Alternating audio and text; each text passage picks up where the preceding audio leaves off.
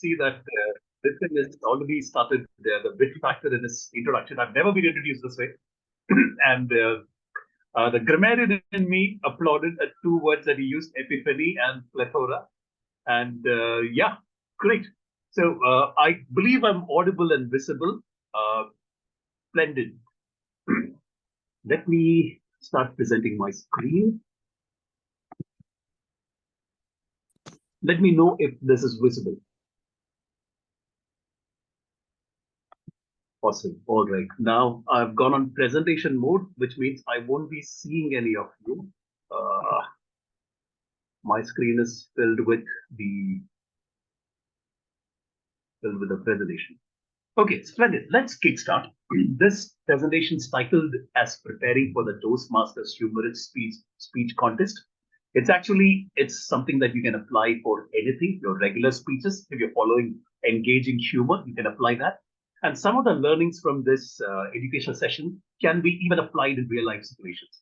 All right. So let's start our session without any ado. Things to consider before writing a winning speech. Now, I don't tell this to people, and I'm glad that while Toastmasters Vipin, he went ahead and found Tall, Dark, Handsome as my winning speech title. I'm glad that he doesn't know all about me. I'm a huge movie freak. Before I had two kids at home, I used to watch at least 3 movies every week. That was my anodyne for my soul. Now, let me ask you guys, do you guys know this film? The Matrix. Okay, all right. Do you know what's the scene that's happening? By the way, there are 4 Matrix films, so Matrix is the wrong answer. The spoon bending? The spoon bending scene. Do you remember what's being said to him and what he says to the other person? Can you describe that scene? Maybe 30 seconds before and 30 seconds after? Well, not exactly. It's actually Neo meeting the Oracle for the first time. He sees a boy outside the Oracle's room and he's bending a spoon. And Neo tries to bend the spoon, he can't. Then the boy says, pretend that there is no spoon and you can bend the spoon. Hold that thought in your mind. Let me throw up another movie poster. Fight Club, Brad Pitt. Mind-bending movie. The first rule of Fight Club is? Anyone knows? It's an iconic line. Don't talk about Fight Club? The first rule of Fight Club is you don't talk about the Fight Club. Similarly, the first thing that you consider before writing a winning speech is that you don't start out by writing a winning speech, a humorous speech. All right? You start out by writing a very regular, plain vanilla, plain Jane speech, and then you add the humor content as another layer to it. You elevate the humor content in a regular speech. We'll see how to do that with some tips, tricks, and techniques that we'll be talking about in a little while. Let's start out. Again, things to consider before writing a winning speech. Remember, it's a humorous speech contest. Yeah, it's Toastmasters tend to add a little bit of formality to everything. It's not a stand-up routine. You just can't get away with any kind of humor that you want to crack. Therefore, all the things that you would use in a regular Toastmasters speech, the regular rules of physics, as you call it, yeah, that will actually apply to your Toastmasters humorous speech as well. Therefore, use a better word if possible. Use some really good metaphors. Use a superior word like epiphany, plethora, whatever that you can think of. And your judges will actually mark you for your humorous speeches as well.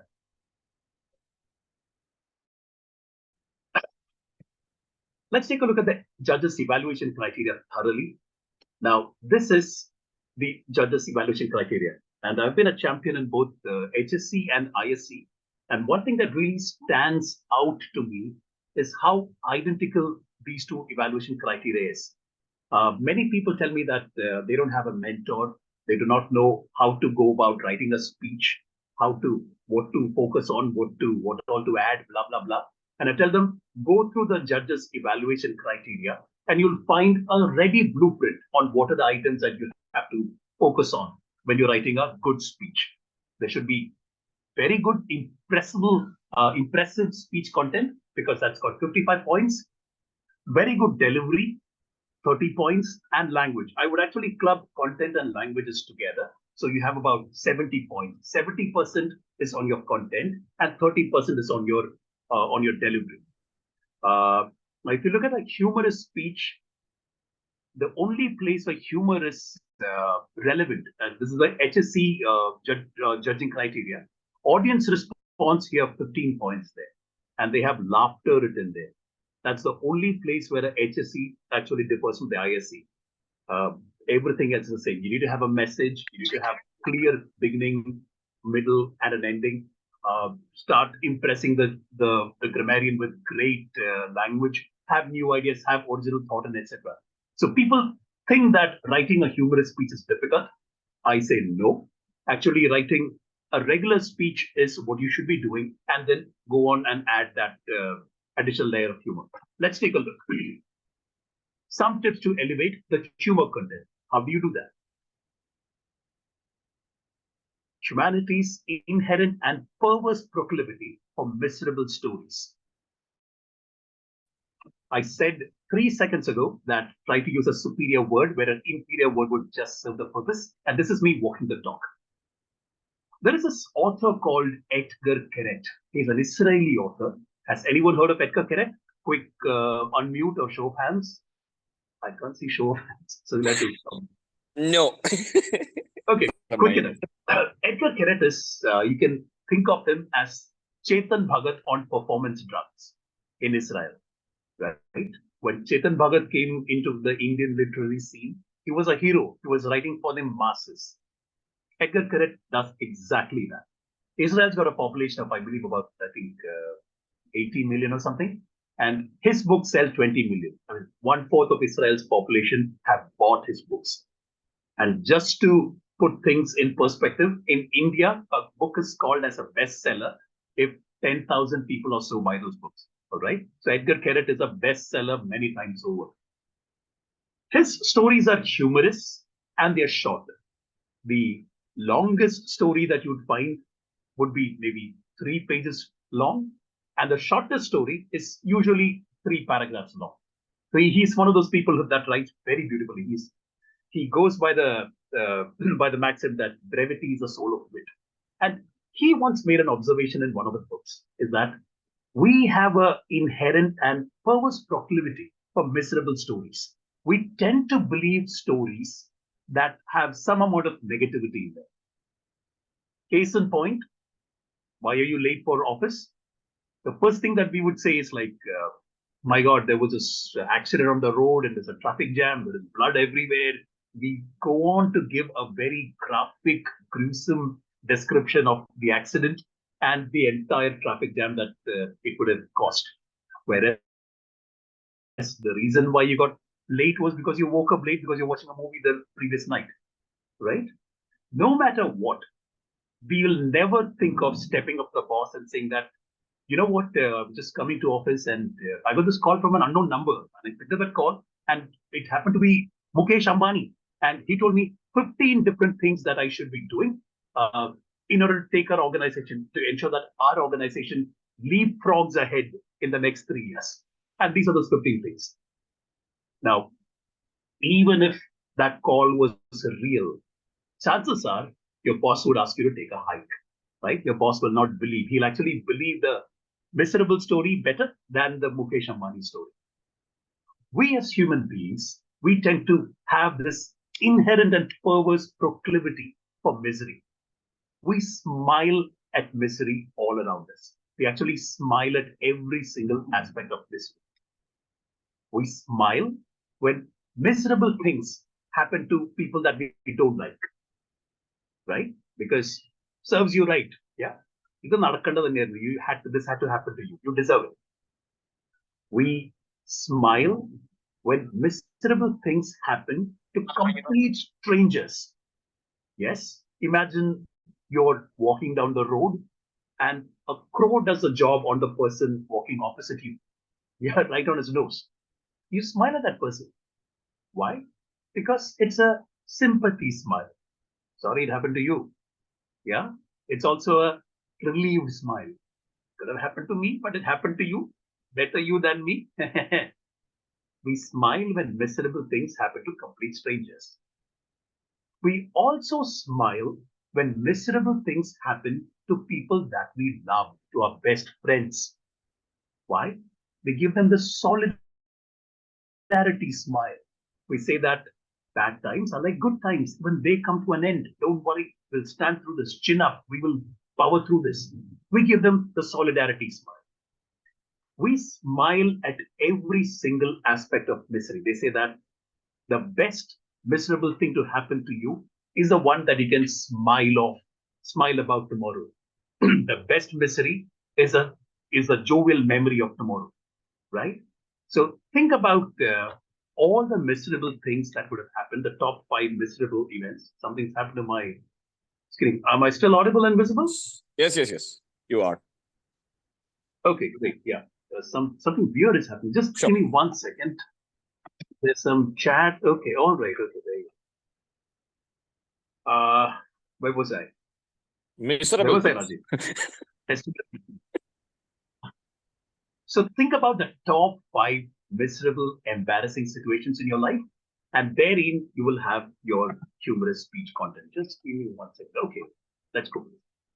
So it could be you were late for an interview, right? Before an interview, you have this entire Mahabharat going on in your mind. You were late for the interview. That was your added stress level. The interview didn't go well. Maybe you had some difficult questions. What happened? Just think about this incident. And now when you look back about it, it may have been a traumatizing experience at that point of time. But chances are, if you're talking about this to a friend, you will smile there and say, what happened? This had happened to me. And if you look at it, or you were caught copying in the exams, cheating, or you traveled without ticket, you got caught. Whatever be your miserable story in which you were really, really embarrassed, uh, consider yourself narrating the story to a friend. Chances are you might be laughing about it. If you're not laughing about it, if it's still embarrassing or if it still makes you feel sad, go for the next miserable story. Top 5 embarrassing moments, you will have a humorous story hidden there somewhere. Thing number 2 that you could do is go for that big opening and catch those laughters early on. They say that as a speaker, you have to impress your audience within the first 1 minute. They say that we all have the memory of a goldfish, right? 8 seconds of retention. But in a Toastmaster speech, thankfully, we have a captive audience. In the first minute, ensure that you crack a few jokes. Ensure that you crack a great line. One person who does this, who did this with great effect, was somebody competed with me, Toastmaster Ankit Satanekar. And all our speeches are put up on YouTube.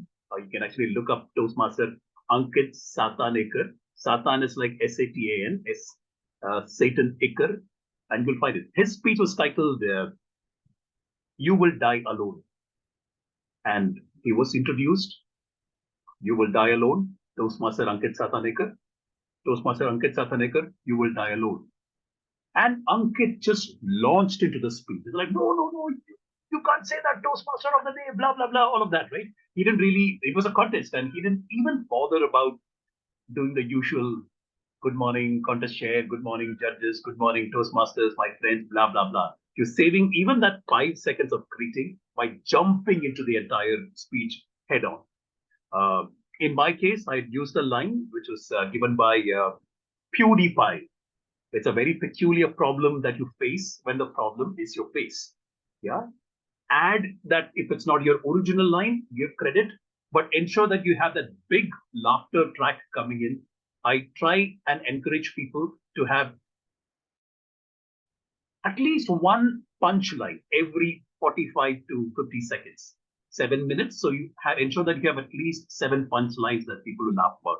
But ensure that you have that big opening in that first 15 to 20 seconds. You have something memorable to say. Intersperse your narrative with twists wherever possible. Yeah, Christopher Nolan would really love this. They say that there are few rules about humor. And one of the fundamental rules about humor is what we call the PPP rule: the premise, the pause, and the punchline rule. The premise is when you set up the joke. The pause is obviously when you pause for effect. And the punchline is what you deliver to ensure that the joke lands.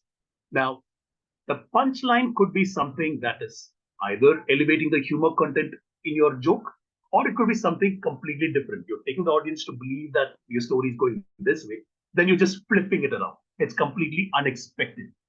One of my favorite examples is Mary had a little lamb, little lamb, little lamb. Mary had a little lamb. And she said, "Thank you, chef. That's a great lamb." Right? We all think that it's the nursery rhyme that's going to come. And suddenly there's a change. There's some dark humor introduced. It's Mary having the little lamb.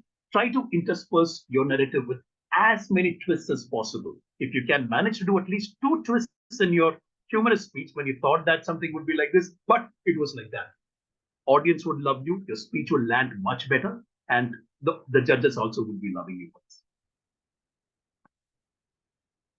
Some tips and tricks to make a good speech better. Insert quotable quotes wherever possible. They say that if this is not a humorous speech, they say that one person whose quote automatically makes a speech, the credibility or the gravitas you elevated is Shakespeare. Include a Shakespeare quote and suddenly the grammarian will smile at you. Suddenly the judges would, smile at the added gravitas to your speech. You can have a quotable quote on literally everything under the sun. The internet is your friend.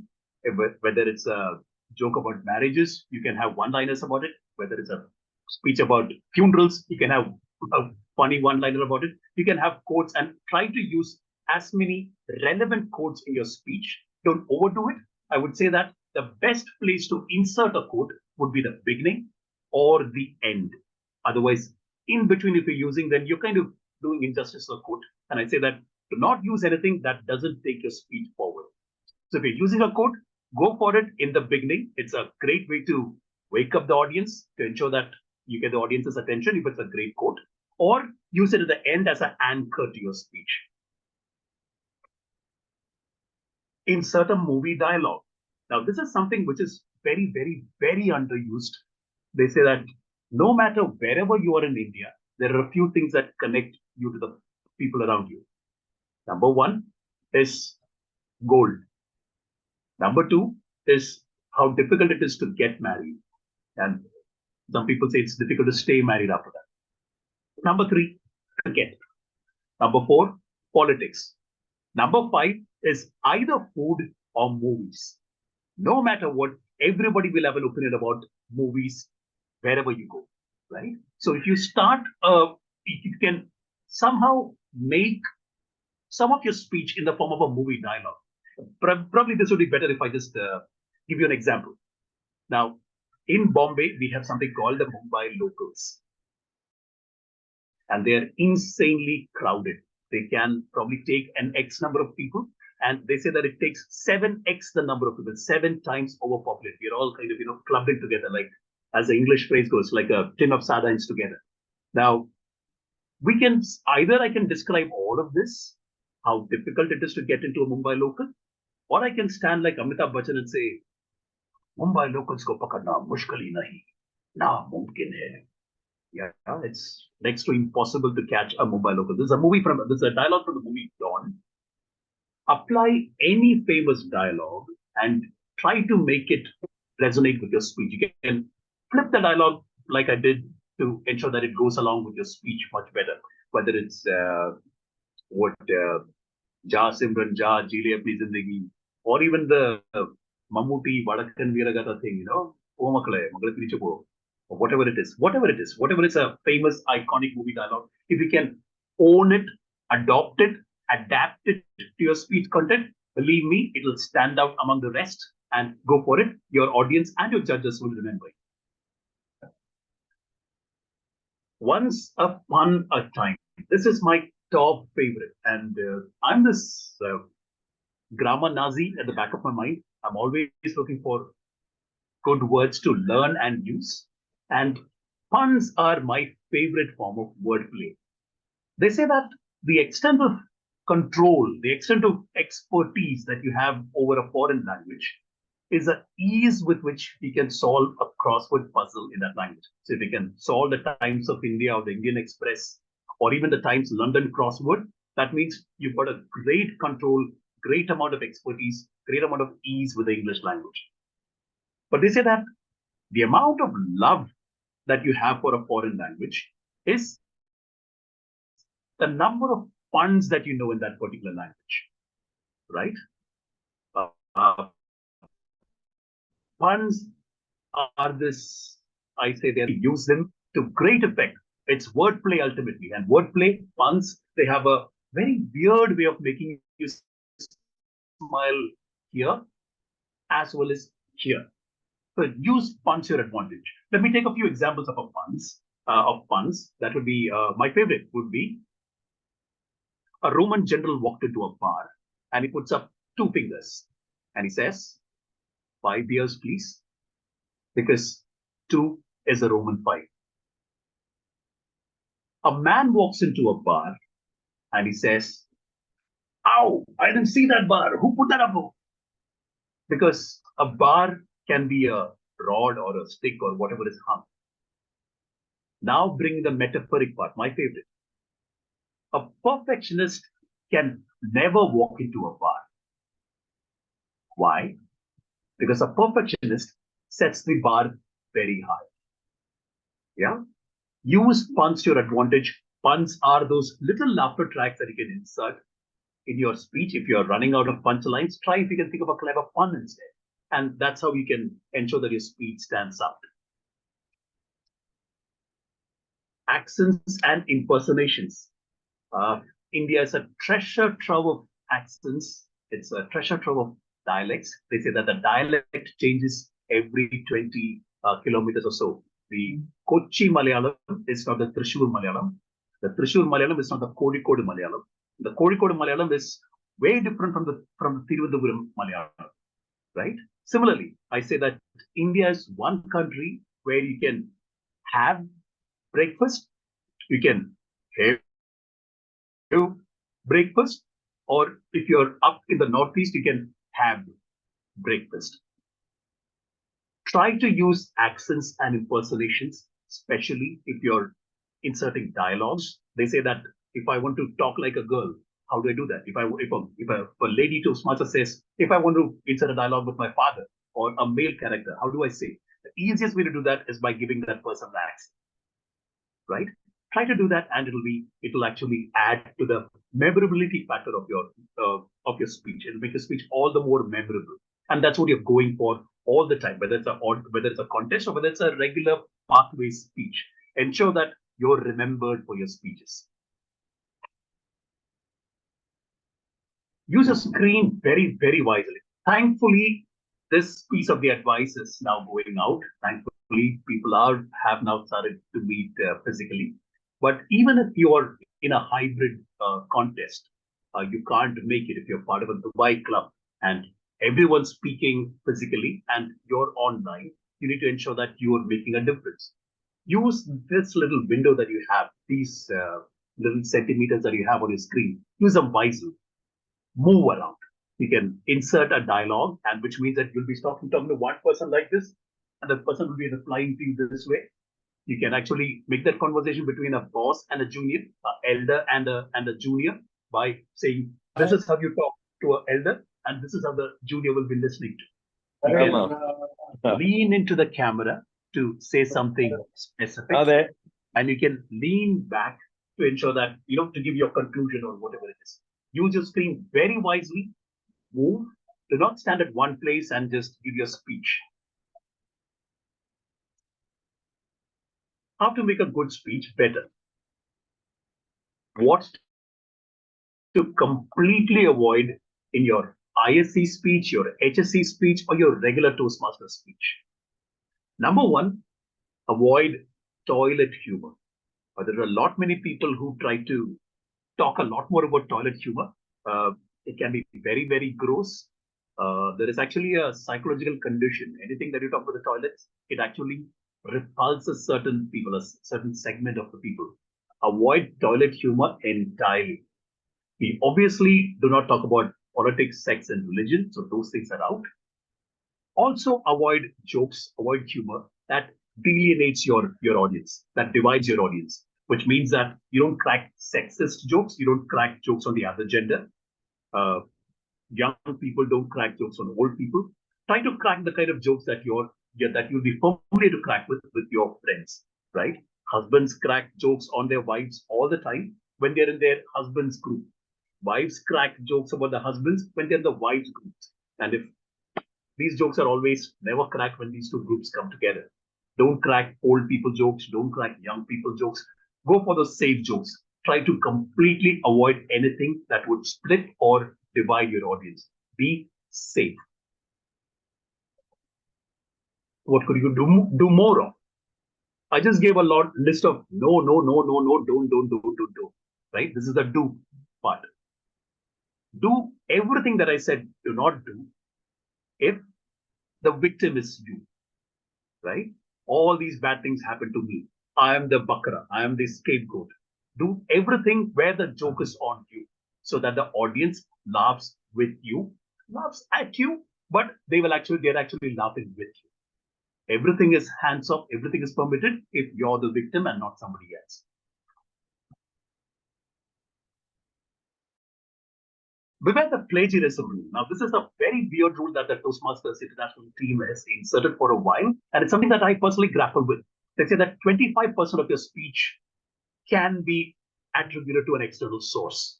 Now, I keep wondering, in a 8-minute or a 7-minute speech, 25% of time can be attributed to an external source, or if I have 1,000 words in my speech, 250 can be attributed to. I do not know how exactly to attribute this.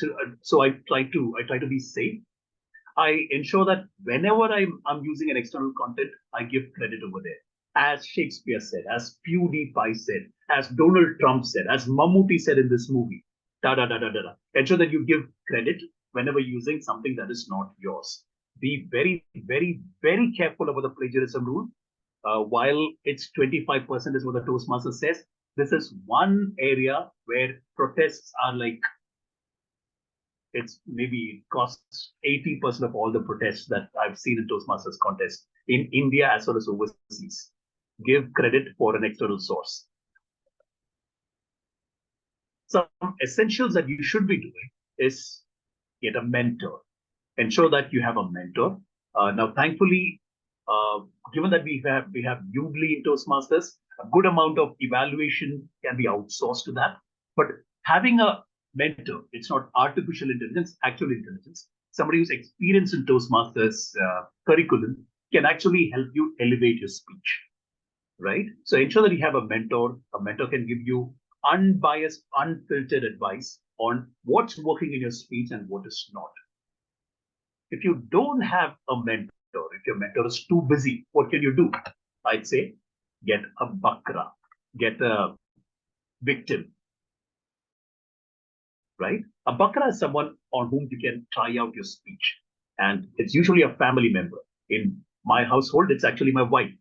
I was a humorous speech champion when I was 8 months old in Toastmasters. I had absolutely no idea of what Toastmasters is all about. All I knew that I was contesting against some DTMs, and I was told that DTMs stand for Distinguished Toastmasters. I knew that it was a big thing. I had no idea what it was beyond that. So all I would do is practice my humorous speech. I'd practice that speech enough times at home that my wife said, "You say that speech one more time in this house, it's only one of us going to make," right? And that led me to look for other bakras, other victims. And I had bakras from every single age decade. The youngest of my bakra was 9 years old. The oldest bakra that I had was 72 years old. I had bakras who were in their teenagers, in their teenage. I had bakras who were in the 20s, 30s, 40s, 50s. I had male bakras. I had female bakras. I had bakras who were from Bengal. I had bakras who were from Delhi. I had bakras who were from Madras. I had enough people here in Bombay. I ensured that I got a very democratic bakra audience. I had as many as 12, 13 of them. And what it helps you in trying your speech out with all these bakras is that you get all possible feedback. Just a couple of slides ago, I think the previous slide I mentioned that Do not crack jokes that would alienate or divide your audience. And by having your bakras is when you really understand whether that speech works or not. Case in point, there's a kahani contest happening here in D98, and one of the mentees actually came up and said that I have this story. It's about Mirza and Ramuji and Mirza Sahib.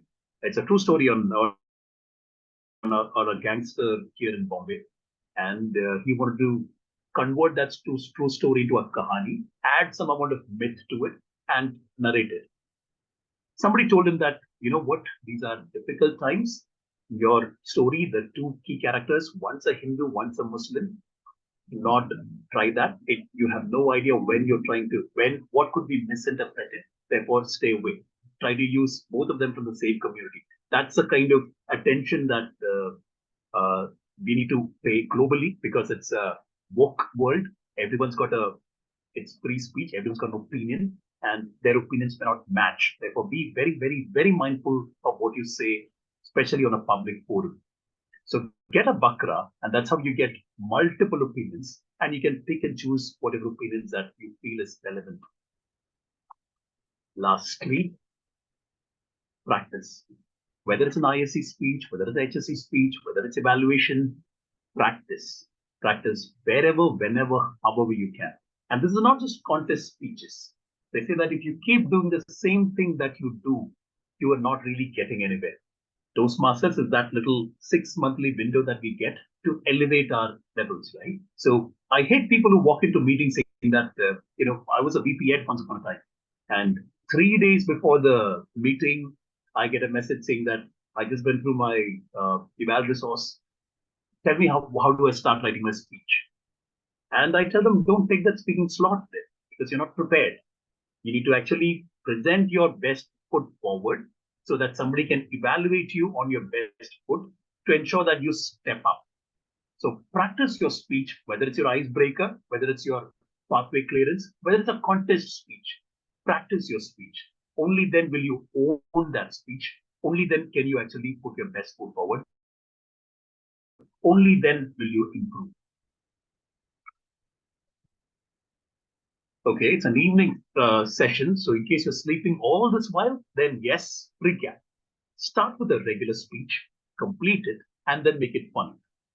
Right? You don't start about writing jokes one after the other. Don't make a list of 5 jokes and then how do I include them into a speech? It takes a long time to do it that way. It's easier to actually have a story than include the jokes into later on.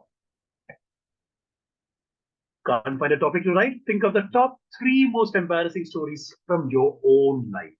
And in I'd say not just top 3, go for the top 5. And if you find that top 5 are also shockingly, scandalizingly embarrassing, go for the top 10 embarrassing stories. And therein you'll find a fertile material for your speech, right? Because embarrassing stories, they're automatically giving you the basic tenets of a speech. You have a clear introduction when you're laying the scene. You have a clear middle of what happened, what made you embarrassed about.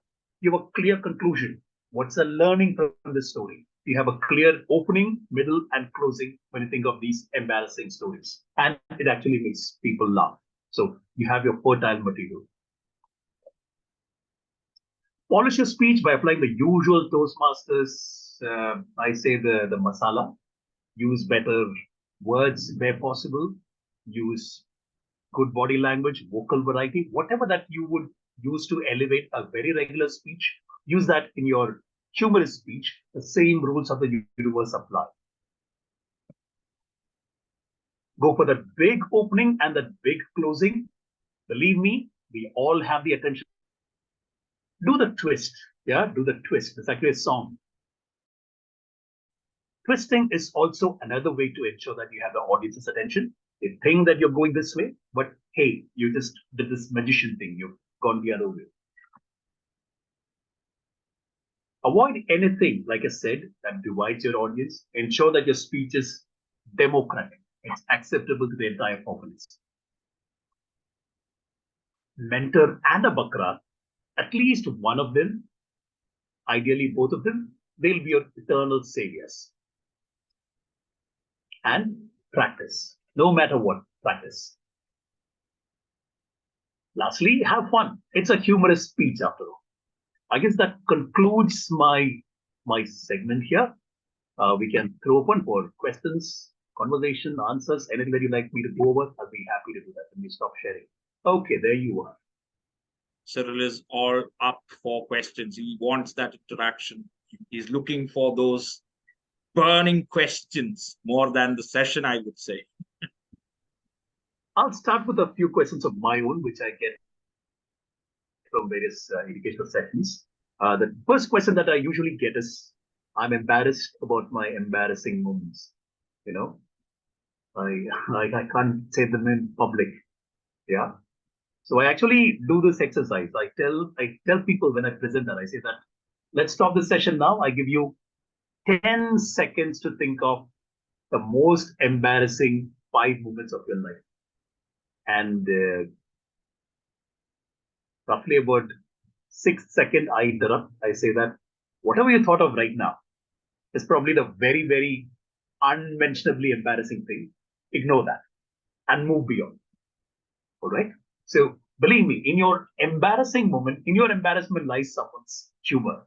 One man's meat is another man's poison, but the other way. One man's poison would be another man's meat. And humor relies a lot on someone's embarrassment. Ideally, yours. Okay, I see a question from Toastmaster Soumya. Yeah, hi, Cyril. Thank you so much for the session. I have two questions. One Right. is, I want to clarify something.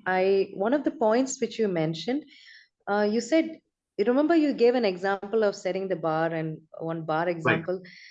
You said a point called use funds. I didn't understand. What was that point? Use puns, P-U-N, pun. Buns? What is that? Fun. Fun is, I just gave a keynote speech on puns. Look up what are puns, all right? It's wordplay. During the last election time, there was this, all of us are speaking Malayalam here, right?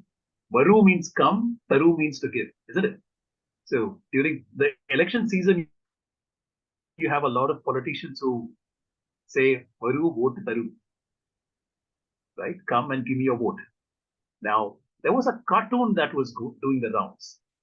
It had a certain politician shown, and the tagline was, Varu, vote Taru. And the politician was Sashi Tharoor. And it said, vote Taru with a R in the brackets. It's wordplay. It's mischief with language. It's look up puns. You'll find several clever puns everywhere. I scream, you scream, we all scream with ice cream. We all scream for ice cream, right? A salesman who is not fired with enthusiasm should be fired with enthusiasm, right? It's wordplay. It's, yeah, look up puns. Okay, thank you so much, Cyril. Makes sense now. I just have one more question. Say I'm in the middle of a speech and I have prepared my speech, and few things I know myself, it will bring humor to the audience. It will make people laugh. Right. Now, this is my perception, but the audience aren't laughing at my jokes. Okay. Right. And then I was like, oh my God, that wasn't funny. And I'm still continuing with my speech. Right. Yeah. So, I mean, how do I know? Like, I mean, it's very discouraging because I've given a speech and then when I'm preparing it, I know it's funny. It's going to be funny. It's a It's laugh going to right make in your mind. yeah, they're like, it's going to, it's going to burst into a laughter or something. And then I see the reaction of the people, they just don't react. And then I get discouraged. Oh my God, I'm not funny anymore. So it's very discouraging. Have you come across situations where you have prepared very well? It's a very humorous speech, but you don't get, audience is not reacting. Yeah, you don't get that, reaction. What have you done better in the next speech? Right. Great question. Great question. So summarizing that question into one line would be, What do you do when your jokes don't land? Or another line, when your jokes misfire. Uh, you can avoid the situation by having a number of bakras, by people on whom you're trying the speech out, right? Your best friend, your better half, anyone around you can actually get their feedback. Are they laughing at it? This happened to me 1 month after I'd won the Humorous Speech Championship, and I was presenting as a SA for a joint meeting. I thought we'll start this meeting with some humor attached to it. I cracked that Mary had a little lamb joke. Nobody laughed. They didn't get the joke. Nobody laughed. And I'm standing there waiting for people's reactions. You can't do much. I had not tested this joke with other people. It's not my original joke, by the way. It's from the internet. But I have not used this with audiences. And I don't know. I don't know whether they were vegetarian audiences, staunch vegetarians, that we didn't get the joke. But nobody laughed. I had to move immediately to the next one. Yeah, just ideally avoid the situation by testing your jokes everywhere. If at all people still don't get it, some people don't get it. It's a woke word. One man's meat is indeed another man's poison. So move to the next one. And you hope that the next one will get them. Great questions, by the way. Thank you so much, Cyril. That was very helpful. Thank you very much. My pleasure. Sparsh will move over to you. Oh, thank you very much, Toastmaster Cyril. I hope I'm audible. You're clearly So audible. I had just one small question. So when we are going in competition, it's like everyone is trying their best to make people laugh, and Yep. everyone tries a lot of different things. But how do we make sure we stand out from what generally people are doing? Couple of things. In a Toastmasters competition, half the people are afraid that they'll forget their speech. Yeah, whether it's HSC or whether it's ISC. Ensure that you know your speech in and out. You know where exactly to crack that punchline. You're giving the right amount of pause before your punchline. And if you have your jokes fit, pattern, perfect, and you time them well, then obviously you're standing out. Everything that you do, remember that even in a humorous speech, your speech should have a certain message, a takeaway, a call to action. Ensure that you have all of this and with the kind of humor that you attach and the confidence, the charm with which you present. That will actually get you. By the way, vocal variety is not essential for a humorous speech. There is something called the deadpan humor, which is basically you stand and you literally talk in a monotone. The Mary had a little lamb joke can be said in a monotone. Mary had a little lamb, little lamb, little lamb. And she told the chef, wow, that was amazing lamb. Yeah. Ensure that you own the humor that you have. The confidence will literally shine through if you know your speech in and out. And believe me, most people even in a district contest, they would have done some kind of tweaks to the speech the previous night. Nobody owns their speeches fit, pattern, perfect. I don't know why. Yeah. So if you know your speech in and out, yes, the confidence would see you through. And for humorous speeches, confidence is. Okay, sure. Thank you very much. I'll try to implement those and then get back to you. Thanks. Yep. We have Toastmaster Soumya back again? Yes. I have one more question. Yeah. Just one more question. Hmm? In a humorous speech, how many times do you add humor? And when do you know you have to add humor? I know in the beginning you captured the audience as that first 8 seconds you told me. I understood. Yeah. Like, how many times do you add humor, or will it become too humorous? How do I balance the humor part and actually the structure and the message? I got it. Very good question again. I say that ensure that you have one laugh line coming out at least once every minute if you can have it. I ideally say ensure that you have enough. There's a famous George Washington quote, all right? They say that if you're ever arrested for kindness, ensure that there is enough and more evidence against you to ensure that you're imprisoned for the maximum possible time. Yeah, if you're arrested for kindness, ensure that there is enough evidence to ensure that you're imprisoned for. So be kind. If you're ever arrested for adding humor to a speech, ensure that you're arrested and ensure that you're imprisoned for the maximum time. Add at least one laugh. So when I have my speech prepared, I actually underline where do you think the audience will smile? Relatable humor. Where do the audience will laugh out loud? Unexpected humor. I underline them, I highlight them in different colors because you need to know how to pause there. So yes, that's something that you can do.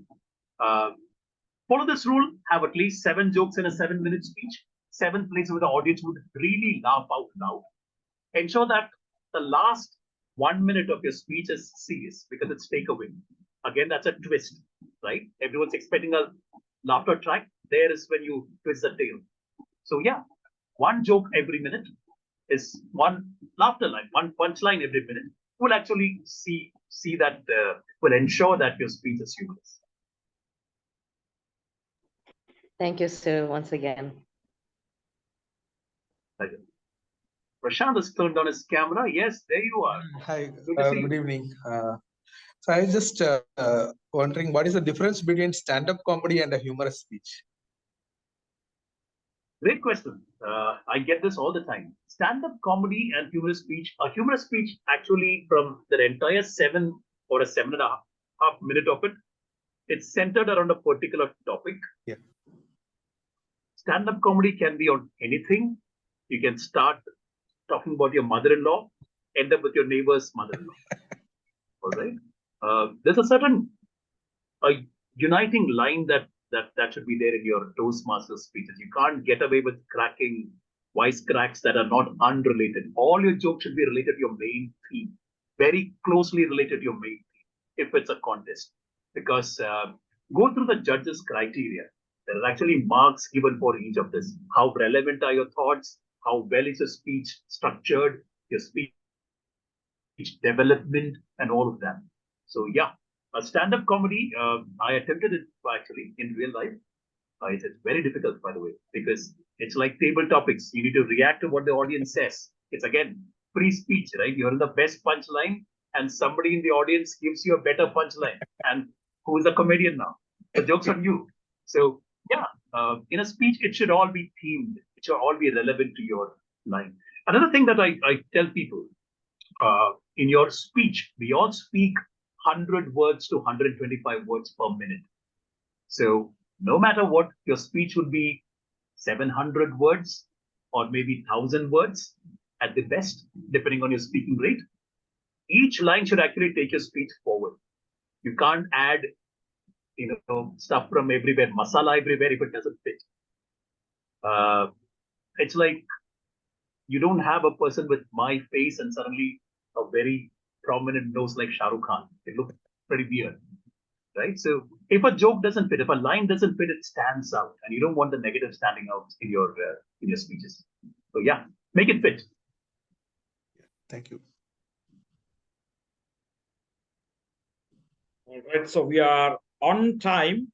It's 8:30 now. So any other questions? We'll take one more question if anyone has, or else we will have Cyril say his last words for this meeting. I wouldn't say I mean, this is my horrible attempt at using pun. That was fun. Yeah, got it. Yeah. Any other I questions? have a question. Yes, Rajiv, go ahead. Oh, Rajiv, okay. Yeah. Rapid fire, maybe. Okay. Okay. So is it always mandatory to have one story in your speech or multiple stories? Great question. I find it difficult to conclude more than 2 stories in my speech because, again, it entirely depends on your speech. Okay, you have Even if you're putting in 2 stories, it's 3 minutes per story, right? Or 3.5 minutes per story. Can you conclude? Can you convey? Can you narrate a meaningful story in that? The easiest way to do it is if I'm giving examples. 2 ways to. One of the most memorable speeches that I heard was the title was, "And I discovered the third way to die." Yeah, which means there are 3 ways that are given. One of them was not wearing seat belts. Another one was walking around with COVID without mask. Yeah, it was a very friendly speech and not anything else. So yeah, so I would say add 2 stories. If possible, add 1 story and keep it there. But if you're finding that, add another one. You can't add 5 stories. You can't do justice to it. Okay, so moving on to the second one. Oh, How many characters? Yeah, 5 rapid fire. Rapid fire. It's rapid fire. Yeah. Right. Firing 5, is it? 5 Firing fire. fire. You're a firefighter, so hopefully you will answer this. Intellectual jokes is we don't see audience laughter, but we see judges mark. So how you get that? Or what would you advise on? Play it very, very smugly. It's an intellectual joke. Whenever I crack one, I actually stand, I say, give it 2 seconds, it'll land. All right. I play that smug character. That makes the audience to think, some people in the audience to think a little better, and they get the joke and they start laughing. They say that laughter is the best medicine, but laughter is also the best virus. In a crowd, if someone starts laughing, other people take on, and suddenly that giggle will become a chuckle, the chuckle will become a big laughter. Some people don't get the joke, but they'll still laugh. And maybe they'll get the joke after they are on the auto rickshaw drive back after the meeting. That's the intellectual joke. Be very smug when you crack it, and they say, and then say, give it time, you'll get it. And walk on. You don't want to be too smug. Yeah. So don't look into the audience response is the first thing. Give it 3 seconds, 4 seconds, say that this will land in a little while. Give it a thought and you'll find out. And I'm walking away from that, move away from that joke immediately. Okay. Then the third Can you one. have Okay. my last words Oh, sure, before please. Go ahead. Cyril's last words? Yeah. There was a question, I believe. Please Sorry. ensure that these are not my last words. Hi, There's got 3 more questions. So I find 2 people who are speaking. So yes, we'll extend the session. Sorry. I'm here. Am I interrupted? Archana, go ahead with your question. Thank you. Cyril, my question is, if we say some humorous speech, or if we add some humor in our speech, while that time, whether we need to show it through some facial expression, or can we present it like a normal facial expression? Oh, great. All right. That's a great question. I normally, so there are 8 different types of humor. And like I said, one of those types is deadpan humor, when there is no facial expression at all. All right. It's a very predictable line, and that's why you kill the audience with purely the quality of your delivery. Like the Mary had a little lamb joke that I mentioned, right? You can say it with great facial expressions, or you can say in a deadpan way. I would actually urge you to have facial expressions purely because it's a Toastmasters contest or a Toastmasters speech, and these things are seen, but own it whichever way that you're comfortable with. When there is, if it's a deadpan humor, then your entire speech needs to be deadpan. Otherwise, people will start wondering, until now, Bhayangara dancer, did you forget? Until now, you are dancing on, I don't know, there was Sparsh Jain, that's why I need to translate whatever I say in Malayalam to it. So, yeah, I think he's left. Yeah, so ensure that you, whatever you do, ensure that, this is me trying to ensure that my jokes are democratic. Yeah, everyone understands this. So ensure that you're not doing anything completely out of the ordinary. If you can do deadpan, go ahead and ensure that your speech is deadpan, but be animated. Jokes bring up the animal in you, right? Be animated. And the moment you start smiling, the audience will smile with you. Exactly.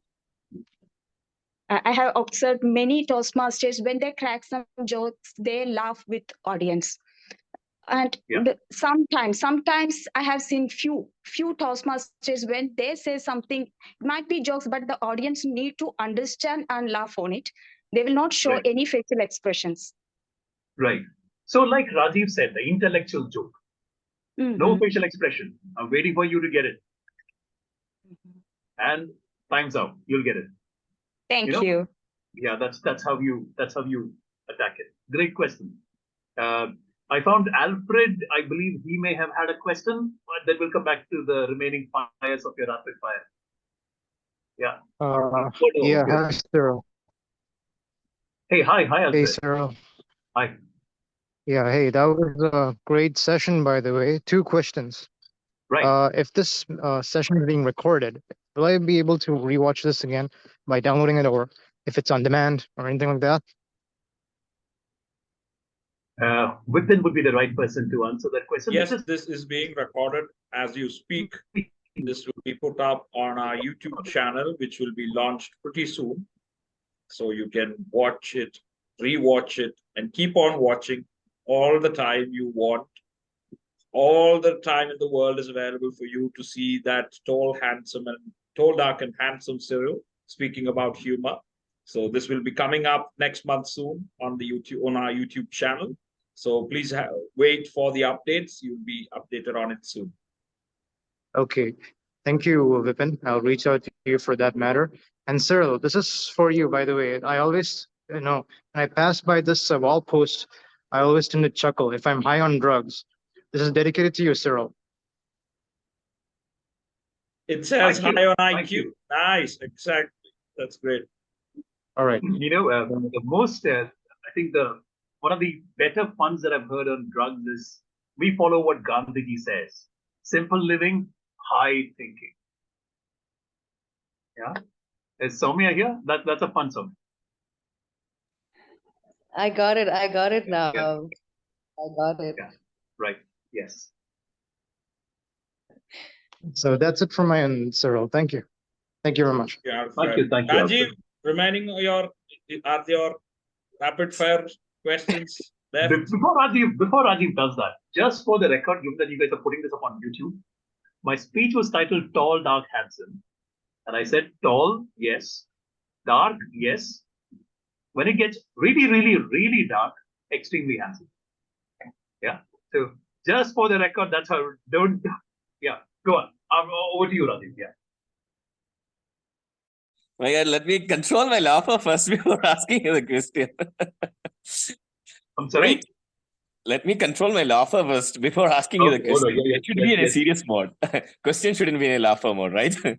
You're going to ask an intellectual question, is it? Yes. So intellect is over. Now is regarding the body language that we need to make sure in humorous speech. Because there is a subtle difference that we always see to have. So how effectively you think body language can play? Body language is effective. It is essential. You can't see much of me right now. I'm like a Roman bust to you right now, right? Ensure that it should not be forced. I can't be telling you that this speech is going to be like this. All right? Ensure that you're not forcing it. It should come naturally. There is something called Natya Shastra, right? There's the 9 emotions that we have, the Navarasa emotions. Try to ask yourself which emotion is being captured in this particular paragraph that you're trying to say. Always ask yourself, what am I trying to portray? What am I trying to convey? Right? And that's a good way to actually have your speech. That's a good way to make your speech more effective. Body language is essential because if the audience doesn't understand your verbal jokes, then it's a non-verbal gesticulations that will actually help with them. Yeah. So look at me using my body language when I'm talking to you. It should come naturally to you. You can't force it. And the only way this will come naturally is to practice the speech in front of a bakra. Especially if there is a hand movement that you're doing. Is this coming too forced? Is this coming naturally? It should not come as put on. So practice will see you. So even the best actors, they do question. this draft performance. Second last question coming to you is Okay. We always say content is the king and delivery is the queen. What is your take on when comes to humor? I would say that it's not king and queen. They're twins. They're born together. They look alike and give equal weightage. Content is obviously king, but in humorous speeches, the delivery matters as well. Either appreciate, like a deadpan humor, ensure that it goes well with your content. Your content and your delivery should be seamless. So yeah, I agree with it. I actually say that put both of them out there together. Now the final It's question, not the rapid 70%. fire. Okay, Now the good. final question to your rapid fire is, you gave the takeaway of having a bakra, being a bakra throughout. So my question is, how to find the best bakras for yourself? People who can't avoid you in real life are your first port of call. Yeah, you're born to them, or you're born after them, or you're wedded to them, or they're your best friends. You can actually, they'll always be with you as a twin. Yeah, find people that you can relate to. In fact, sometimes bakras can actually elevate the speech content. The joke that I just cracked, when it becomes really, really, really dark, extremely handsome. That came from a friend of mine. That came after the division contest. So you can imagine how many iterations the speech would have gone through. And I was like, yeah, that's a great line. So, yeah, practice with all your friends. They all would love you if you say that, it's for a Toastmaster speech that you're delivering. You're trying to get, this is quality control. Yeah, all of that. They'd love to hear your speeches. People love to listen. People love to give their opinion. So go for it. You won't find any difficulty finding a bakra. Trust me. Personal experience.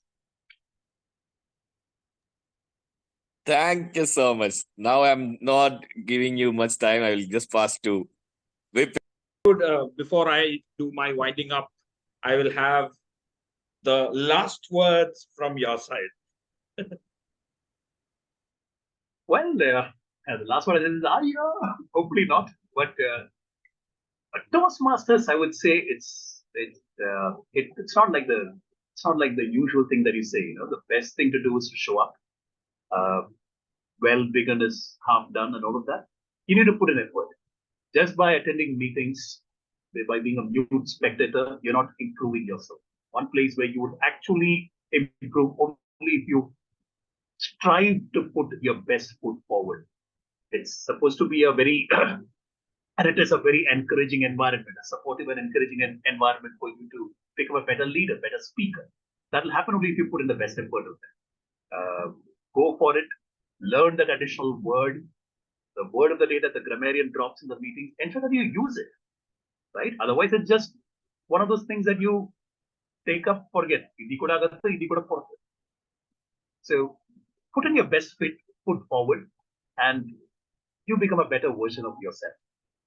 Yeah, I say this with a lot of conviction because, like I said, I won the district championship.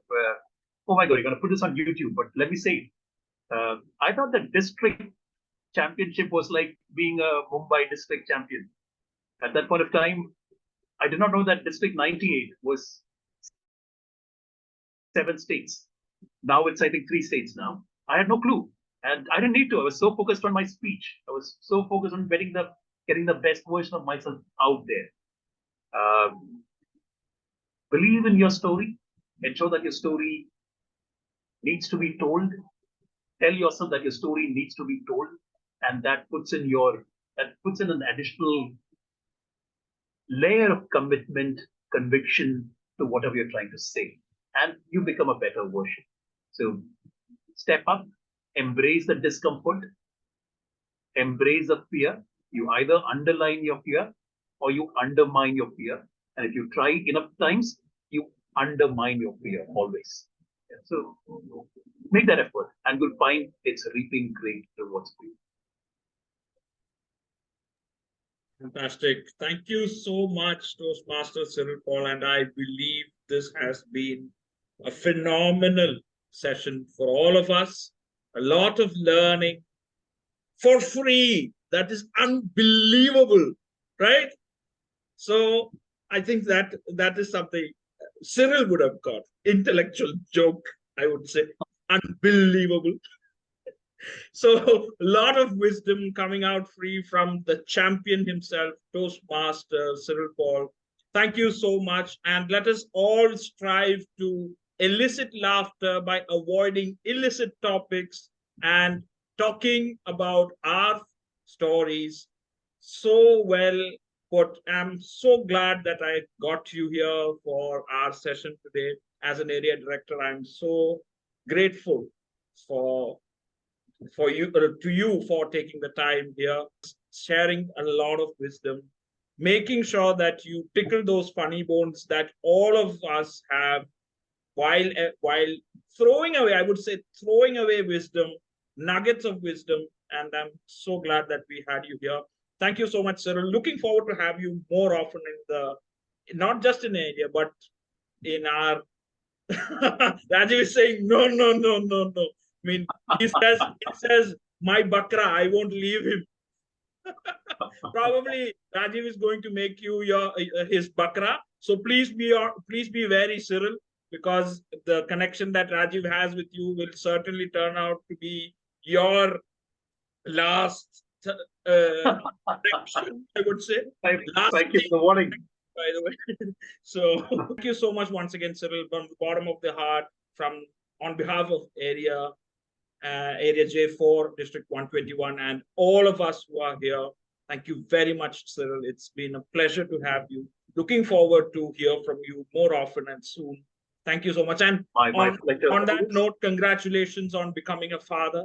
And yeah, I happen to know that from Rajiv. So congratulations on that. And of course, a lot more stories for you to spread laughter even larger, for a larger audience and for a longer time. All the best to you as well, Cyril. Thank you so much. And thanks for everyone. And let me consider this meeting adjourned formally.